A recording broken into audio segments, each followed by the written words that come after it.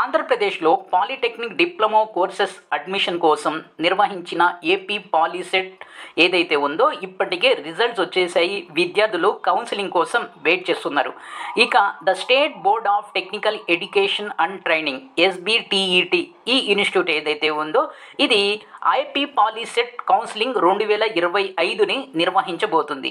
ఈ technical institute ఏదైతే ఉందో ఇది ఒక అనౌన్స్మెంట్ అనేది చేసింది. దాని వివరాలు ఏంటంటే ఈ 2025 ఏపీ పాలీసెట్ కౌన్సిలింగ్ కోసం కావలసినటువంటి డాక్యుమెంట్స్ లిస్ట్ని రిలీజ్ చేసింది.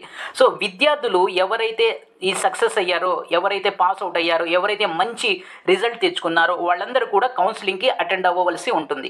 కౌన్సిలింగ్కి అటెండ్ అవ్వాలంటే ముందుగా మీకు ఇక్కడ నేను లిస్ట్ అవుట్ చేసేటటువంటి డాక్యుమెంట్స్ని మీరు రెడీ చేసుకోవాలి.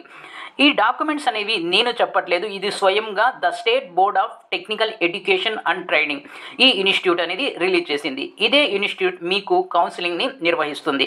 సో కాబట్టి మీకు కౌన్సిలింగ్ డేట్ ఎప్పుడు అనేది ఒక డౌట్ వస్తుంది. కౌన్సిలింగ్ డేట్ అనేది మనకు మే లాస్ట్ డేస్లో కానీ జూన్ ఫస్ట్ వీక్లో కానీ ఉంటుంది. సో దానికి సంబంధించి మీకు లేటెస్ట్ అప్డేట్ అనేది నేను ప్రొవైడ్ చేస్తాను. కానీ ఇక్కడ ముఖ్యంగా కౌన్సిలింగ్ డేట్ పక్కన పెట్టినట్లయితే ముఖ్యంగా మనకు కావాల్సింది ఏంటంటే డాక్యుమెంట్స్.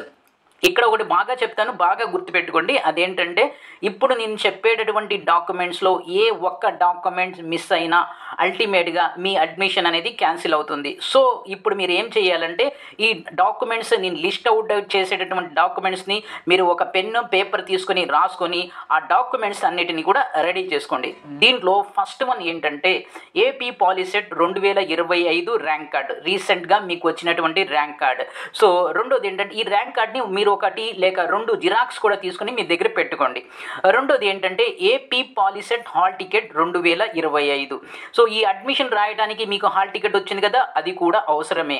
సో అది కూడా ఎక్కడుందో వెతకండి. మూడోది ఏంటంటే మీకు కౌన్సిలింగ్ కోసం కాల్ లెటర్ అనేది వస్తుంది. కౌన్సిలింగ్ కోసం కాల్ లెటర్ వస్తుంది. చూడండి, ఈ కాల్ లెటర్ అనేది 2 రకాలుగా వస్తుంది. ఒకటి బై మాన్యువల్ అంటే పోస్టల్ రూపంలో ఒకటి వస్తుంది, రెండోది మీకు మెయిల్ రూపంలో కూడా వస్తుంది. సో మెయిల్ రూపంలో వచ్చిన దాన్ని కూడా ప్రింట్అవుట్ తీసుకోండి. సో మామూలుగా ఫార్మల్ వచ్చేటటువంటి పోస్టల్ రూపంలో వచ్చేటటువంటి కాల్ లెటర్ని కూడా మీరు మీ దగ్గర పెట్టుకోండి. దీంతో పాటుగా మీ 10th క్లాస్ మార్క్ షీట్ లేక మార్క్స్ మెమో, ఇప్పటి వరకు SSC board original long marks లిస్ట్ని రిలీజ్ చేయాలి. అయితే ఇప్పటికే బోర్డు ఏం చేసింది, షార్ట్ మెమోస్ని రిలీజ్ చేసింది. ఆ షార్ట్ మెమోస్ అనేవి మీకు ఈ టైంలో 100% సరిపోతాయి. సో కాబట్టి ఆ షార్ట్ మెమోస్ ఒకటి. నెక్స్ట్ ఒకవేళ మీరు ఇంటర్మీడియట్ కూడా కంప్లీట్ చేసేసి ఇంటర్మీడియట్ తర్వాత ఈ డిప్లొమాలకి వెళ్తున్నట్లయితే ఇంటర్మీడియట్ యొక్క సర్టిఫికెట్స్, నెక్స్ట్ వచ్చేసి మీకు బోనఫైడ్ సర్టిఫికెట్. సో మీరు 10th క్లాస్లో ఏ స్కూల్లో అయితే చదివారో ఆ స్కూల్లోనే ఈ బోనఫైడ్ సర్టిఫికెట్ అనేది కూడా ఇస్తారు. నెక్స్ట్ వచ్చేసి క్యాస్ట్ సర్టిఫికేట్స్. ఈ క్యాస్ట్ సర్టిఫికేట్స్ ఎవరికి కావాలో మీకు తెలిసిందే, నేను ఒకసారి లిస్ట్ అవుట్ చేస్తా. SC ST BC, ఇక్కడ బీసీలో ఉండేటటువంటి ABCDE ఈ అందరికీ కూడా క్యాస్ట్ సర్టిఫికేట్ కావాలి. సో దాంతోపాటు మీరు కనుక స్పోర్ట్స్ కానీ లేక NCC కానీ ఇలాంటివి ఉన్నట్లయితే ఆ సర్టిఫికేట్స్ కూడా కావాలి. ఓకేనా. నెక్స్ట్ వచ్చేసి ఇన్కమ్ సర్టిఫికేట్ EWS, మీరు కనుక ఎకనామికల్లీ వీకర్ సెక్షన్ రిజర్వేషన్ని కనుక క్లెయిమ్ చేయగలిగినట్లయితే, చెయ్యాలి అనుకుంటున్నట్లయితే ఖచ్చితంగా మీకు ఇన్కమ్ సర్టిఫికేట్ అనేది అవసరం. ఇక్కడ ఒక మాట చెప్తాను, జాగ్రత్త గుర్తుపెట్టుకోండి. అదేంటంటే క్యాస్ట్ సర్టిఫికేట్ కానీ ఇన్కమ్ సర్టిఫికేట్ కానీ పాతవి అంటే 1 ఇయర్ బ్యాక్ చెల్లవు. ఒక 3 months 4 months బ్యాక్ అయితే పనికొస్తాయి. అంతేగాని 6 months లేక అంతకన్నా ఎక్కువ కాలం వెనక్కి వెళ్ళి ఉన్నట్లయితే అంటే పాతవి అయినట్లయితే అవి ఇప్పుడు కౌన్సిలింగ్కి పనికిరావు. మీ దగ్గర 6 months బ్యాక్ లేక 1 year బ్యాక్ ఈ క్యాస్ట్ సర్టిఫికేట్ ఇన్కమ్ సర్టిఫికేట్ ఉంటే ఇమీడియట్లీగా కొత్త దానికోసం అప్లై చేసుకోండి, వాటిని మీ దగ్గర పెట్టుకోండి. నెక్స్ట్ వచ్చేసి మీకు ఆధార్ కార్డు, ఇది అందరికీ తెలిసిందే.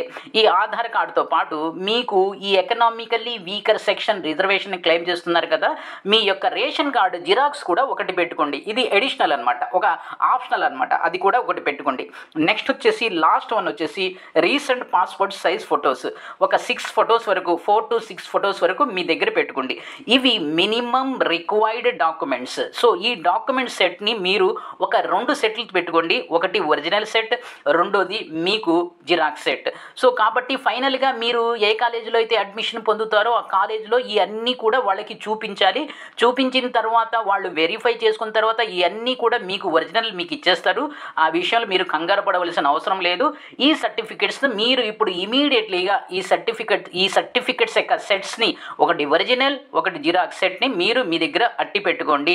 రెండోది ఏంటంటే కౌన్సిలింగ్ డేట్ ఎప్పుడు ఎలా జరుగుతుంది అనేది మీకు నెక్స్ట్ వీడియోలో చాలా క్లియర్గా చెప్తాను. అంటే ఆ ప్రాసెస్ ఎలా ఉంటుంది, కౌన్సిలింగ్ ప్రాసెస్ ఎలా ఉంటుంది, ఎక్కడి నుంచి మొదలవుతుంది, ఎలా రిజిస్ట్రేషన్ ఆన్లైన్లో ఎలా రిజిస్ట్రేషన్ చేయించుకోవాలి, డాక్యుమెంటేషన్ వెరిఫికేషన్ ఎలా ఉంటుంది, సో సీట్ అలాట్మెంట్ ఎలా జరుగుతుంది, అడ్మిషన్ ఫీజు ఎంత ఉంటుంది, అడ్మిషన్ ఫీజు వచ్చిన తర్వాత మనం కాలేజీలో జాయిన్ అయ్యేటప్పుడు కాలేజీ ఫీ కూడా కట్టాలి, అది ఎంత ఉంటుంది, ఈ వివరాలన్నీ కూడా మీకు డీటెయిల్గా చెప్తాను. సో దయచేసి మీరు ఏం చేయండి అంటే మ్యాక్సిమంగా ఈ వీడియోని మీ ఫ్రెండ్స్ అండ్ ఎవరైతే ఈ చదువుతున్నారో కౌన్సిలింగ్ కోసం వెయిట్ చూస్తున్నారో వాళ్ళందరికీ కూడా పంపండి. వాళ్ళకి చాలా యూస్ఫుల్ అవుతుంది. అంతేకాకుండా సో మిగతా వీడియోస్ కూడా మీరు లైక్ చేయండి, షేర్ చేయండి. నా ఈ ఛానల్ని సబ్స్క్రైబ్ చేసుకొని ప్రక్కనే ఉన్న బెల్ ఐకాన్ని ప్రెస్ చేస్తాం మర్చిపో